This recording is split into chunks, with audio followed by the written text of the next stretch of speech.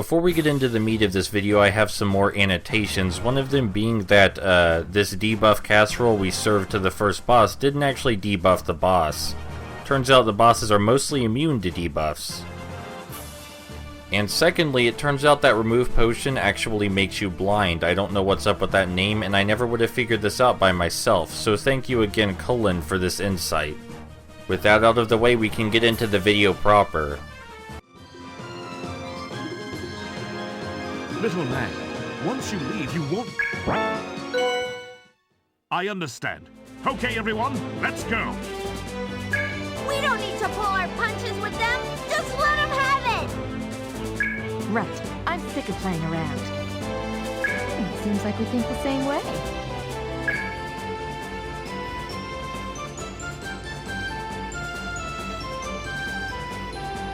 Don't worry. I'm sure Lydia is fine.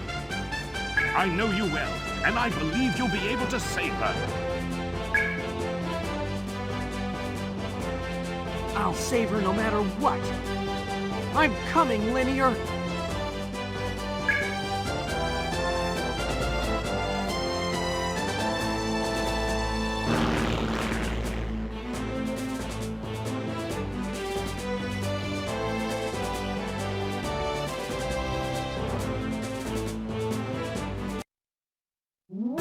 No need to be afraid. All you have to do is touch this radar screen. Don't worry, I won't hurt you. What's wrong, Linear? Don't you want to go home? I told you that we have no intention of harming you one bit. If you help us find what we are looking for, we'll let you go back home immediately. I promise. Come to think of it, might as well give that boy something for his troubles. So what about it, Linear? If you just cooperate with us for a little while, we'll give you a great reward. Have you done anything for the launchers while you've been staying with them? This would be a good chance to do something nice for them, wouldn't it? Okay, Linear. All you have to do is touch the radar screen.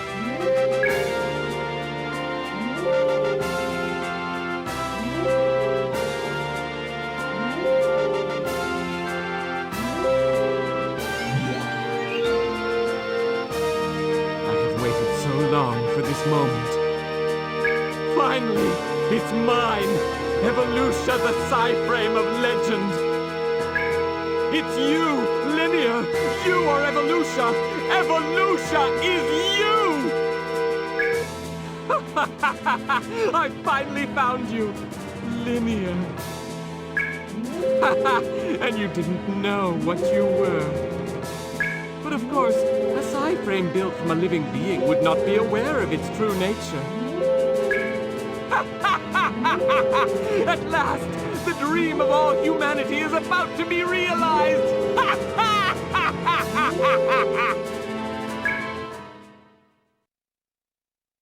Young Master Mag! We have to get onto that ship! Can you crash into it, Gray? Anywhere will do! Understood. Everyone, hang on! We're going in!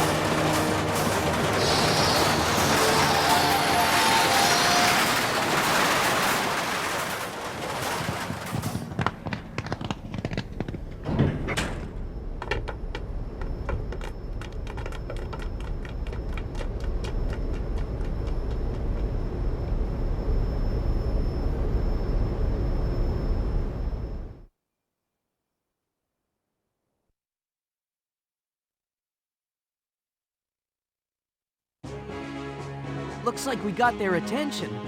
Maybe we overdid it. Nah, this is perfect. Let's finish off these guys first and then go after the rest. However, one of us should probably stay behind. Some soldiers might come this way too. I agree. It definitely wouldn't be good to come back and find the seedling in pieces. Nay? Oh well, I understand. Just leave it to me. I'll stay here if you want me to, but if you need my help, just say so. Also, remember that you'll be fighting the army. Don't be careless, and come back if it gets too dangerous. Alright, welcome to the finale of the first act of the game. We're already here. There's only 2 dungeons, and then we're aboard Eugene's ship. This is the first time we're going to be using Pepper, but you won't see her for a bit still. This unfortunately isn't the best place to use her, because her attacks aren't built for this kind of thing.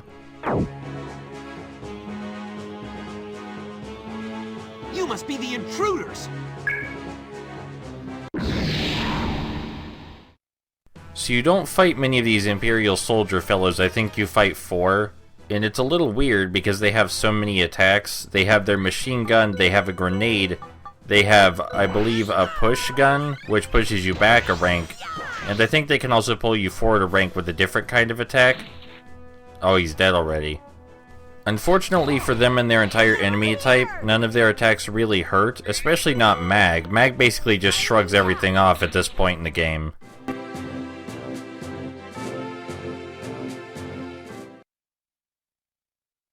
But they're just kids. Oh, wait.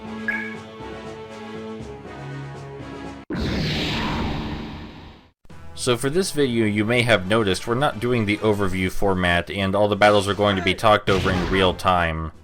This is because Eugene's ship is distinctly not a dungeon and has very different pacing from the rest of the game. That doesn't mean the battles themselves can't get repetitive, but still, there's a lot more to talk about, and I'm excited to talk about. Unfortunately, these guys aren't really much worth talking about. I think what moves they can use depends on what kind of weapon they're carrying, but I couldn't tell you because I always killed them really fast, and it never occurred to me to let them stay alive long enough for me to find out, because why would I? I wonder if Gray's rifle in the original game was replaced with a shotgun so that way it would look less stupid when he missed. Check me out now!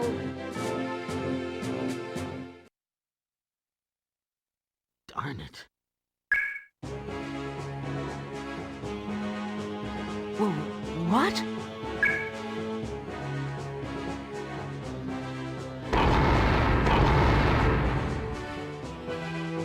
Well, that sure isn't gonna make things easier for me. They make all the fights in this section of the game seem like a really big deal, and they were a big deal to me when I played this when I was young. But I also didn't grind when I was young. So, this tank can shoot you directly with the machine gun, it can shoot you with its cannon, and it can run over you. I believe it needs to charge up its cannon first, though. And it's really underwhelming. Here's an ability of Gray's we haven't used yet called Boost, which upgrades one of our sight frames a whole level. That may not seem like a big deal, but it raises our attack significantly for the entire fight. The increase in attack isn't nearly as dramatic as it would be for a critical hit, but this lasts longer, so it's more important. You gotta think in the long term. I mean, you really don't have to think in the long term, because these boss fights are cake. But if you want the battle to go faster, it helps to think in the long term. We're going to have Chain using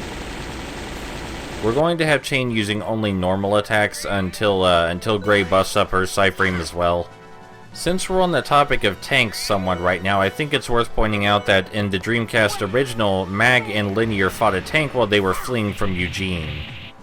I think that battle is kind of important because it sets up exactly how tough tanks are supposed to be before a whole ton of them appear. In the cutscene, I mean. Small changes to presentation like that really make a world of difference. And it's really up in the air for me whether this game or the Dreamcast original has better presentation. On the one hand, the Dreamcast game is one of the most gorgeous looking games on the Dreamcast, and that was a selling point. On the other hand, I love the attack animations and spell effects in this one way more. Now, setting the presentation aside for a bit, Both of the games have similar problems with their game design. A lot of the mechanics in either game are completely unnecessary and don't even need to be touched for you to complete them. And when I say a lot of mechanics, I mean a lot of mechanics. There are huge facets of the gameplay that you can be completely unaware of and still beat the game. Like, not unaware of how they work, but unaware of their existence. Evolution Worlds is definitely worse about this than its Dreamcast counterpart. Its Dreamcast counterpart is more difficult, which means that you have to seriously consider strategy a lot more than you do in this GameCube version. Because unfortunately in this version, there's nothing to push the player to explore the game mechanics further. I went out of my way to try and find new information and new ways to play the game better, and I was completely baffled about how little people knew about this game. It's a real tragedy, actually, how much depth there is lurking beneath the surface, and you don't even need to touch it. I wasn't joking when I said you could beat a significant portion of this game with just the basic attack. So with that out of the way, you may have noticed that the tank is still standing, in spite of its insistence on not being a threat to us. But I did stop just in time to show you one of Gray's skills. He can give Mag his turn in the turn order. Please, after you. And I really like using this one because, you know, obviously Gray isn't going to be doing much attacking himself, might as well give Mag an extra turn.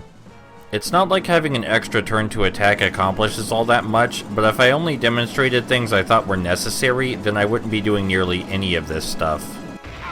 We still haven't seen the tank use the cannon yet, which thankfully it will before the battle is over. But for the most part, it seemed really content with squishing Gray for some reason. I mean, that works fine for me because I need Chain and Mag a lot more, though it's not like anyone was ever in danger of dying, as you can see. I would say you shouldn't underestimate the power of Nowlin, but that really only applies to us because when the enemies decide to use it, it doesn't work out for them. Don't get me wrong, it's not that it doesn't work, it's just that we're way more persistent and have way more healing items. I can't believe it! A little bit underwhelming for the tank's big attack, but that's what we have to work with.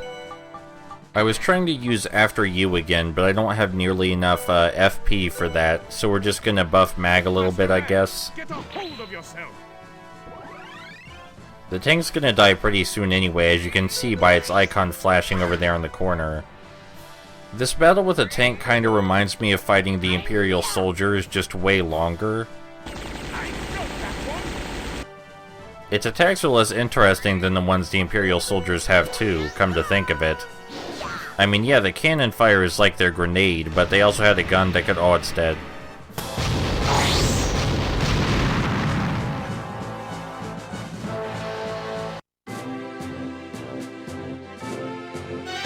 Yeah, I'm powered up!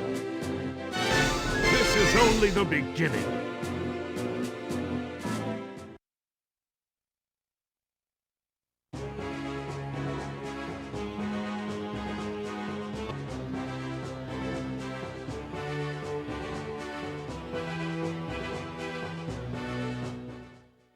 So you've come again.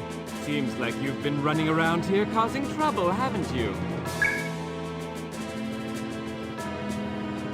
You don't have very good manners, do you? Didn't anyone teach you how to make a good impression, Mag Launcher? Eugene, where is Linear? Where did you take her? What would you do if you saw her again, anyway? From now on, she is part of the 8th Empire. You might as well get used to that, and go home now. Don't try to trick me. Linear would never join you. On the contrary, her true place is now with me. Don't you understand? She no longer belongs with a country bumpkin like you. Like me, she has a great destiny waiting for her. That is, leading humanity to its next step with us, the 8th Empire. I don't know what you're talking about, but give Linear back now, or else! Dealing with barbarians can sometimes be so tiring. The only thing to convince some people is brute force, not words. You will regret this, Mag Launcher. In spite of the way that cutscene went, right now we're just fighting Eugene. None of his guards, just Eugene. Hey, that hurts! Eugene's attacks are really underwhelming in how much damage they deal, though one of them inflicts blindness.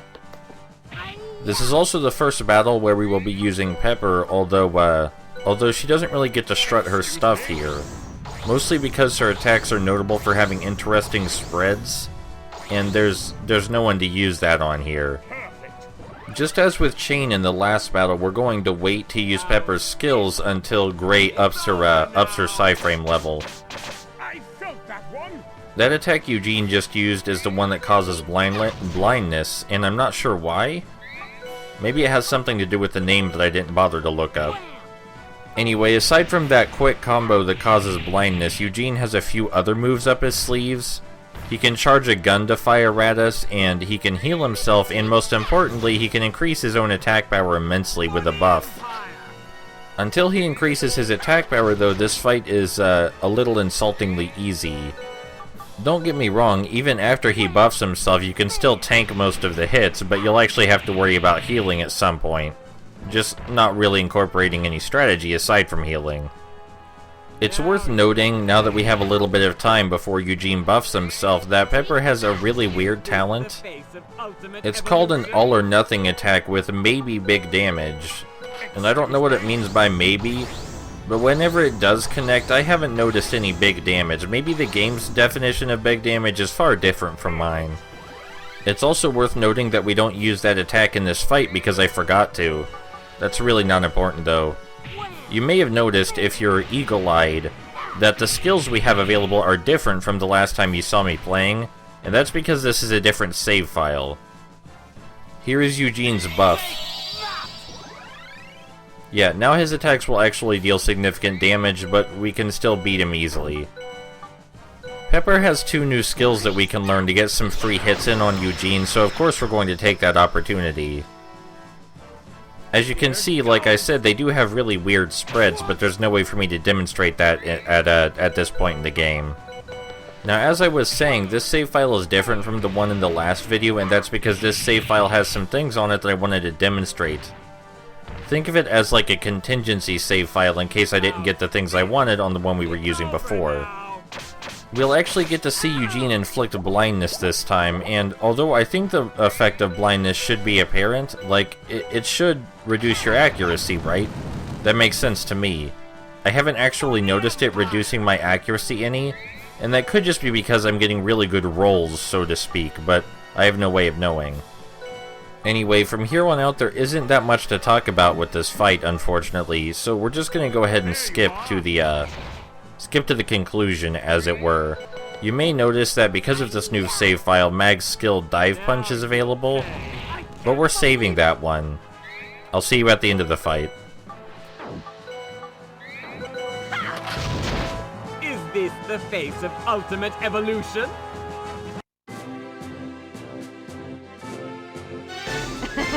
Take care.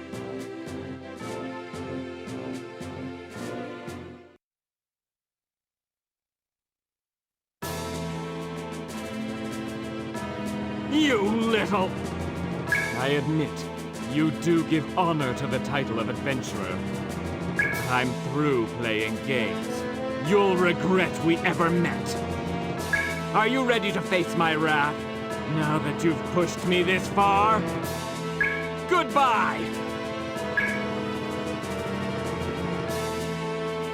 Huh? Goodbye? He's escaping! No! Let us give chase, little Mag. We must rescue Mistress Linear. From what he was saying, it sounds like he's plotting something. Let's go, and don't let him trick you. Let's go! Hurry now!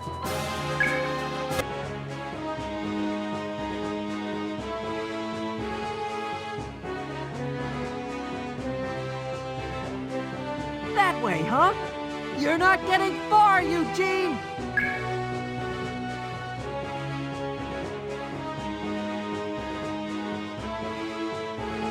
Stop there, Mag Launcher!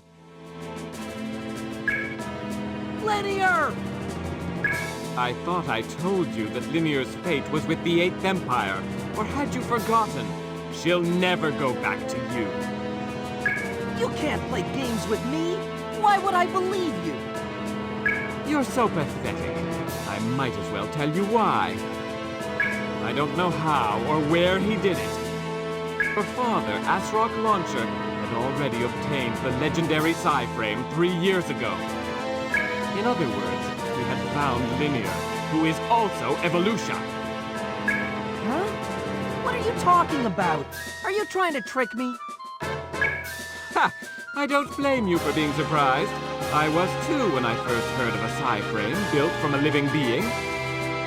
Indeed, when we first tested its capabilities, the instruments almost went berserk. I just can't believe it! Since the Psy-Frames are a relic from an ancient civilization, we still really don't understand how they work. And the ultimate Psy-Frame, Evolutia, superior to all others, is not a machine, but linear. Ha ha ha ha! Don't you see? Don't you see how sublime it is? People of old had reached the status of gods. Using the power of Evolutia, they escaped aging and death. This is the dream of all humanity. This technology from an ancient civilization allows us to evolve into gods. Linear is Evolutia?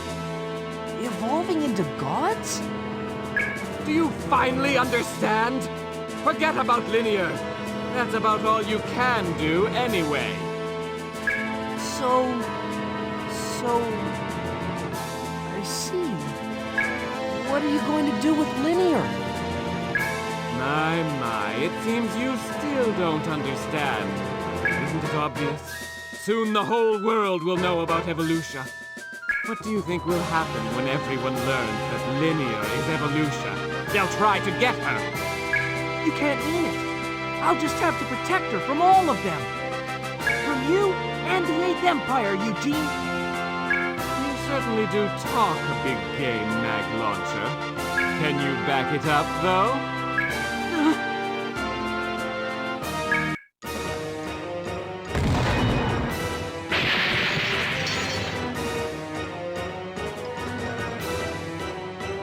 Watch out!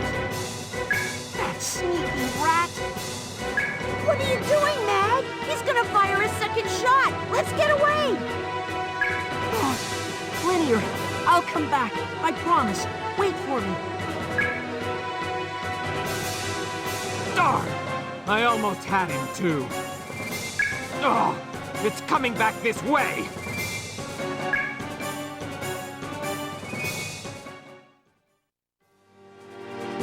Wow, that's some heavy firepower. But destroying your own ship? What is Eugene thinking? Look at that! Mag is right! It'll be different the next time we meet. He's pretty dangerous, even to himself. So what's our plan now? Doesn't look like we can pass through this way. I noticed something a little while ago when we were outside. It's a little bit farther, but if we go that way, we can get to the other side. All right then, let's go that way.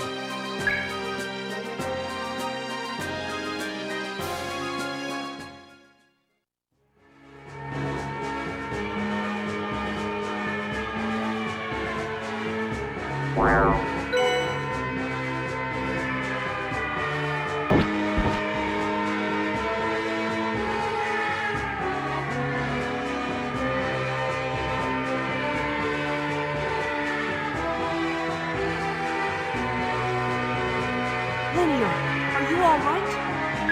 I'm so glad you're not hurt. Just hold still while I untie you.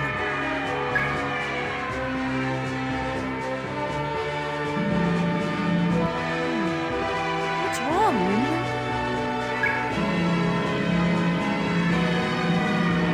Everything's okay now. You'll be fine. There's nothing to be afraid of. Meg, behind you!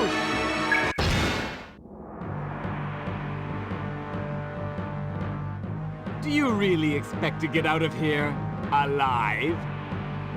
Oh, it's you, Eugene. I will unleash the power within Linear to become the true successor of ancient civilizations. You're crazy. Linear is just Linear. She's got nothing to do with ancient civilizations or evolution. You are completely ignorant. What do you know about ancient civilizations or evolution? I won't hand over evolution to anybody. You will die here and now. Oh boy, it's this fight. This particular fight is going to take a while because I have a lot to say and because I fight this battle only using the basic attack. I don't use a skill the entire time, and this is to demonstrate what I was talking about earlier with how the game allows you to be completely blind to certain facets of the gameplay, even those that seem important, like skills. Now on to talking about Eugene and his super tank. He has an attack called Rolling Something, where he shoots all three of our characters with a machine gun, doesn't deal very much damage. He can grab our characters and throw them into the ground, that deals decent damage. Or he can attack our characters with a pincer. And I can't remember how much damage that deals, but it only deals like 7 to mag, so I wouldn't worry about it. He does have a few other tricks up his sleeve, but we'll talk about those when they're relevant. But for now, I want to talk about this game's general difficulty, and how it can be perceived by people who played this game when they were younger, or people who didn't grind sufficiently. When I played this game when I was younger, I guess it's called a nail, not a pincer, but we're going to call it a pincer anyway. Anyway, when I played this game when I was younger, this boss fight gave me hell. But I also wasn't level 17 when I came here. Indeed, only fighting the enemies you come across or choosing to avoid too many enemies will leave you drastically underprepared for the boss fights, but anyone who's played an RPG should be able to tell you that. That being said, it can feel like the game is pressuring you to avoid enemies or take the quickest route to the exit because the dungeons can get really, really long and boring, which is one of the biggest complaints about the title. So if, for the sake of your sanity, you decided to skip a bunch of enemies or go straight for the exit as soon as you saw it, you may have had a similar experience to a Mr. Hold on, let me get the name. A Mr. Chad Barnett here, who wrote a really lovely comment on a YouTube video featuring this boss battle. Let me read that for you. Alright, here we go. Chad Barnett, 3 years ago. I rank this guy #1 best and most memorable boss of all time, because when you fight him, he's got a ton of cheap tricks. A machine gun that can inflict sleep, a nuke, and that fucking "is this the face of Ultimate Evolution" is so fucking annoying. You will yell, scream, cry, vomit, spaz, bleed, question your life, take your life, burn your TV, eat your controller, bang your head on a cement block, rage harder than a COD fanboy, and go on a rampage destroying buildings, towers, and old ladies. But in the end, once you finally beat that mech, see it collapse and fall, there's no better feeling in the world. It feels like standing on the top of Mount Everest, staring off into the distant sunset, realizing you got there because of you. Your skills, your talent, and your dedication, but most likely a walkthrough. It's really just a feeling you can only feel if you play Evolution Worlds. You rescue Linear and you defeat Eugene. No matter what anybody tells you, that's the truth, and no other boss fight can even dream of capturing this feeling. Not even close. And whatever boss comes close is definitely from the earlier generation of games like Super Nintendo or GameCube. But when it's all said and done, there's just one question left. What is that question? And that's how the comment ends with Mr. Chad here asking us what question is left. And the questions I have for Chad are: have you ever played an RPG before, Chad? And does this look like it requires a lot of skill to you? Because it doesn't to me. That comment was read for 2 purposes, one of them being to demonstrate how frustrating the game can be if you try to preserve your sanity by skipping out on regular fights, and to demonstrate that if you have played RPGs before and you know how they work, then this boss is insultingly easy and terribly designed. I'm going to leave a link to that comment in the description so that way it will be preserved even if the video goes down. Not my video, but the other one. The comment, of course, also demonstrates issues with basic human perception and our unwillingness or inability to accept or look for things outside of what we consider to be true. Mr. Chad, whatever age he may have been at the time, was completely unwilling to hear any counter-arguments that maybe this boss in Evolution Worlds is terrible. Terribly easy, terribly boring, Terribly uneventful, if you will. And while we can't know exactly how Mr. Chad would have reacted if presented with conflicting evidence, even though the video he was watching was itself conflicting evidence, Evolution Worlds also has a somewhat similar theme to it, even if it's accidentally. In order to understand what the hell I'm talking about, let's look at Eugene for a moment. The writers of this game had a certain level of understanding because they gave Eugene a motivation outside of pure self-interest. It's true, a lot of self-interest is there. He obviously wants to become a god, for example. But aside from that, he talks about the ways in which Linear can potentially benefit all of humanity. And they didn't need to put that in there. It actually makes the game a little more weird that they did. What's even weirder is how they put in the dialogue about Mag and his friends being barbarians who don't understand anything or the scope of what he's trying to accomplish. And that's not necessarily untrue. This is a trope that appears a lot in fictional media. There are often ignorant groups of heroes who fight with, let's say, personal justification on their side. Their friends and loved ones are affected by what the big bad is doing, so they need to fight the big bad guy to return things to the status quo and stop their loved ones from being hurt. Though, oftentimes the big bad guy will have a bigger purpose in mind, something that could potentially benefit more people than it damages.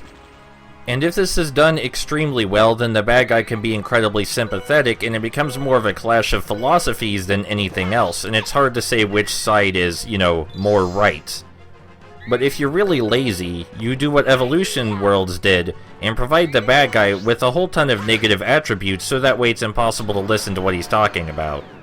It's such a weird way to write conflicts in characters to present some part of a real philosophy or argument, but then to saddle the person holding it with so many negative attributes that ad hominem becomes inevitable.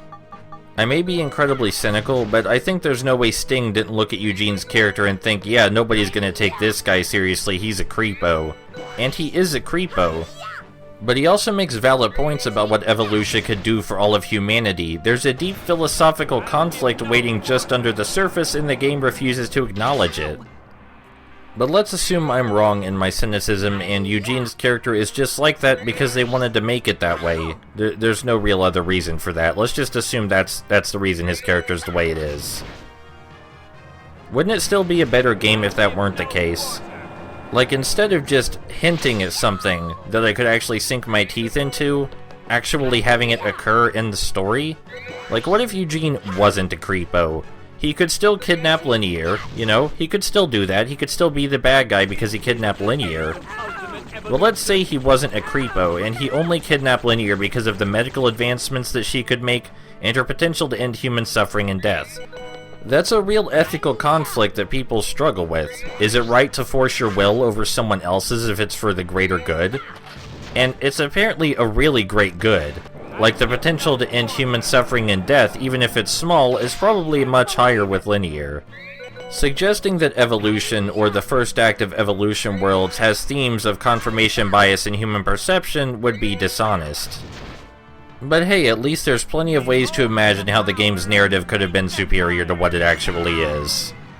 So there's that irritating nuke that you heard Mr. Chad talking about, and as you can see, it's incredibly underwhelming. It's definitely more fearsome than anything else he's pulled out so far, but a few Nowlins will fix that right up. And if we had Linear with us, it would be even less of an issue. Or a Nowlin Plus, for that matter.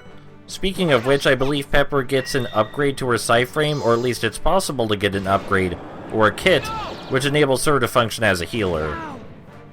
We don't need to worry about that until the second act of the game though, and we're nearly there, as this is the final boss of the first act of the game. Calling it a half, not really accurate.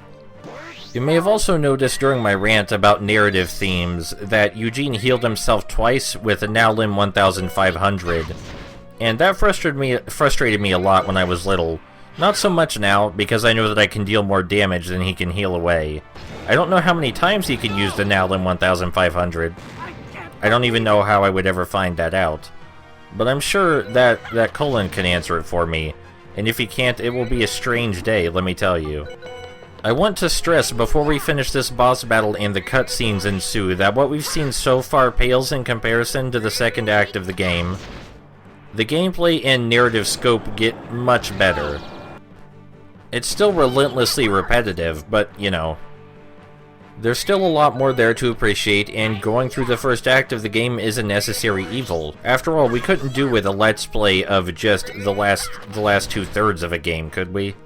Before this is all over, though, we will have one extra video looking at some things pertaining to the original Evolution and this first act, just as a farewell gift.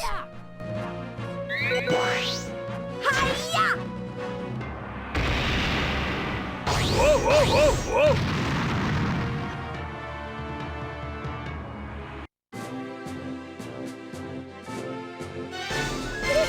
Check me out now! Yes! Take care.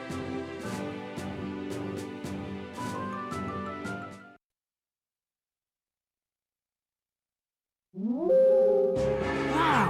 I did it! I won! Linear, I'll set you free right now.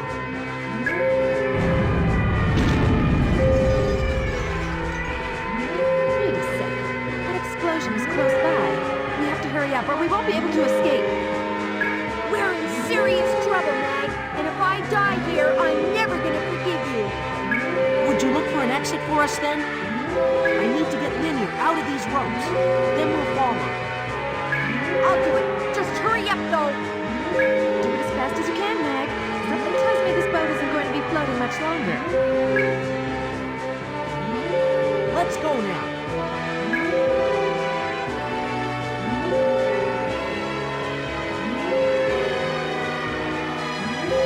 I did it! Are you okay, Linear? Let's go, Linear. We've got to escape from this ship quickly.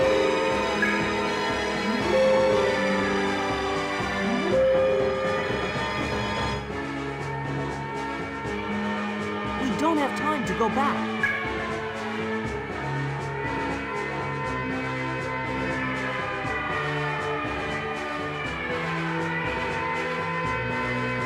Phew! There's a lifeboat! With this, we can escape across the sea. We can do it. Everyone aboard! I'm coming, Linear!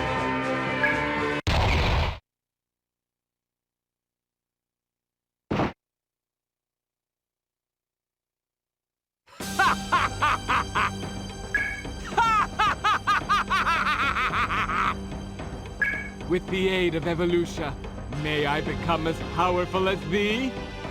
With the aid of my Evolutia's limitless energy, I will recreate paradise on Earth. Only I can inherit the power of ancient civilizations. I will become as a god and rule over the paradise I'll create. Huh? I will... Linear? Ah, so that's where you were. I was looking for you, Linear. We had an unexpected distraction, but everything is fine now. No need to worry with me around. Evolutia's power, hidden within Linear, is our greatest gift from ancient civilizations. I will not be stopped. Okay, get on the boat. You're coming with me. This warship will not last much longer. Come on, Linear.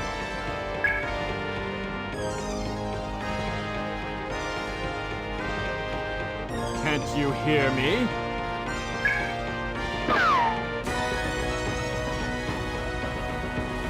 Didn't you hear what I said? Either way, get on the boat now, Linear. All right, now I'm getting mad. Get on the boat within the count of 3, or else! 1, 2, 3!